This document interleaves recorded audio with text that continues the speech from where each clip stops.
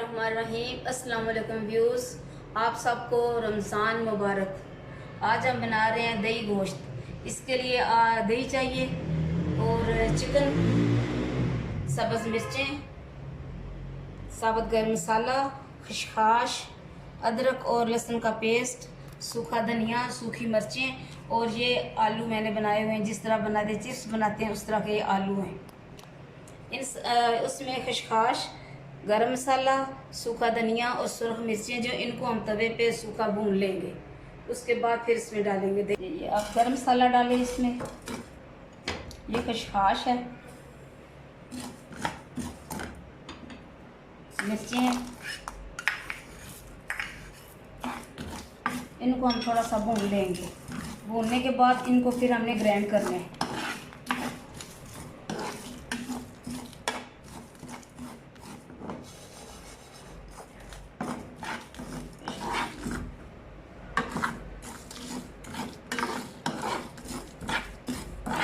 मसाले को मैंने पीस लिया है और उसकी ये शक्ल है।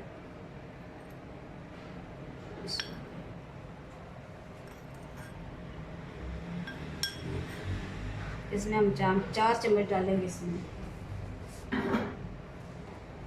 उसके बाद इसमें हम नमक डालेंगे, थोड़ी सी सुरख मिर्च, हल्दी और ये लहसुन का पेस्ट, थोड़ा सा अदरक लहसुन का पेस्ट,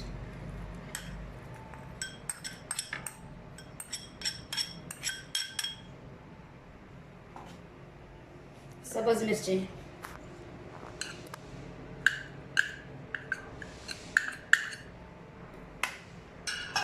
हम जो मसाले मैंने दही में डाले हैं उन्हें हम मिक्स करेंगे।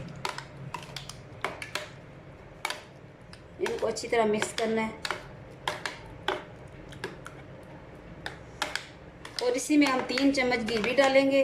और जिस वक्त हमने इसको पकाना है उस वक्त उसमें घी नहीं डाला जाएगा। फिर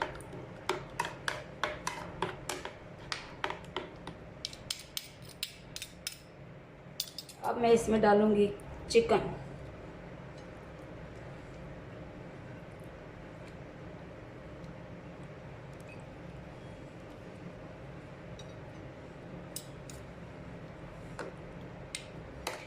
इसमें जिस वक्त डालेंगे हम घी तो इसको अच्छी तरह मैरिनेट होने के लिए हम रख देंगे।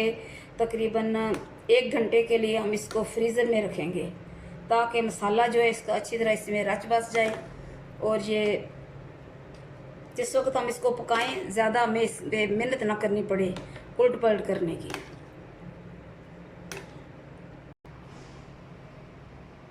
ये हम इसमें 3 चम्मच घी डालेंगे।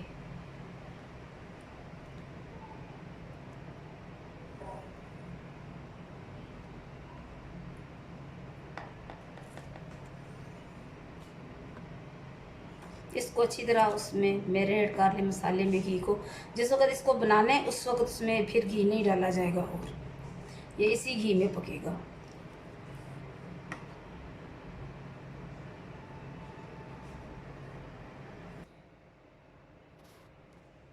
मैंने इसमें तमाम मसाले अपने टेस्ट के हिसाब से डाले हैं। आप इसमें कम या ज़्यादा कर सकते हैं। कुछ लोग ज़्यादा मसाले पसंद करते हैं, मिर्चें ज़्यादा पसंद करते हैं, नमक ज़्यादा पसंद करते हैं, लेकिन मैंने उस हिसाब से डाले हैं जैसा कि हम खाते हैं। तो आप इसको बनाएं। इसको अभी हमने रखना है फ्रीज़र में, तकरीबन 1 घंटा फ्रीज़र में रखेंगे। उसके बाद इसको बनाएंगे फिर तो ये मसाला हमारा तैयार हो जाएगा, दही मसाला। और अभी हम इसमें डाल रहे हैं। पहले आप इसको रखेंगे, थोड़ी सी तेज़ आंच रखेंगे इसकी, 5 मिनट तक इसकी तेज़ आंच रखेंगे। उसके बाद आपने इसको ज़रा स्लो कर देना। इसका जब घी ऊपर आ जाएगा तो समझ लें कि ये तैयार हो गया।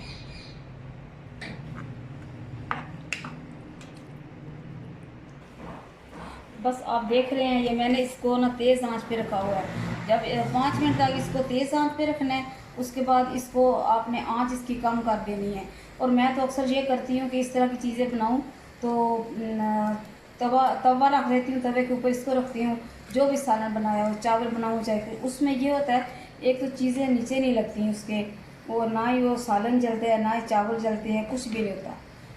तो आप इस तरह करें। अभी मैं आपको बताऊंगी इस मसले में कि क्या करना है आखिर में।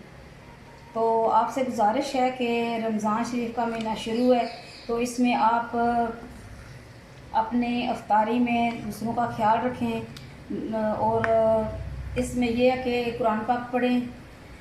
नमाज तो है, सभी पढ़ते हैं, कुरान पाक भी पढ़ते हैं, लेकिन इस महीने में बहुत ज़्यादा सवाब है कुरान पाक पढ़ने का। और इसके साथ साथ आप दूसरों का ख्याल रखें। जो लोग इतना कुछ नहीं कर सकते, कम से कम उनका ख्याल ज़रूर रखें। ये देखें, अभी इस तरह मसाला तकरीबन बन गया। तो इसमें मैंने बिल्कुल प्याज तो मैंने डाले ही नहीं है बिल्कुल। इसमें अदरक है, लहसुन है, दूसरे मसाला जाते हैं। तो इसमें अभी मैं डालूँगी आलू। इसके बाद थोड़ा सा इसको 5 मिनट के लिए दम देंगे, फिर हम निकाल लेंगे इनको।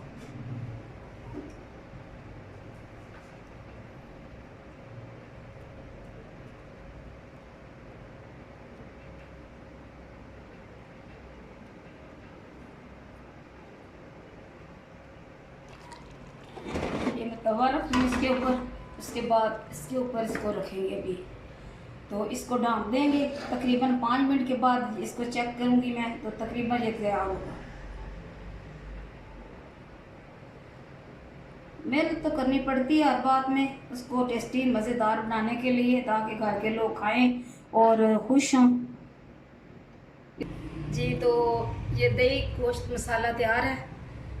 आपसे गुजारिश है कि आप इसे बनाएं, लो बजट में है, इसे बनाएं इफ्तारी में, और इसको सहरी में भी आप इस्तेमाल कर सकते हैं पराठे के साथ। आपसे गुजारिश है कि आप मेरे चैनल को सब्सक्राइब करें और मुझे कमेंट्स में बताएं कि कैसा बना है।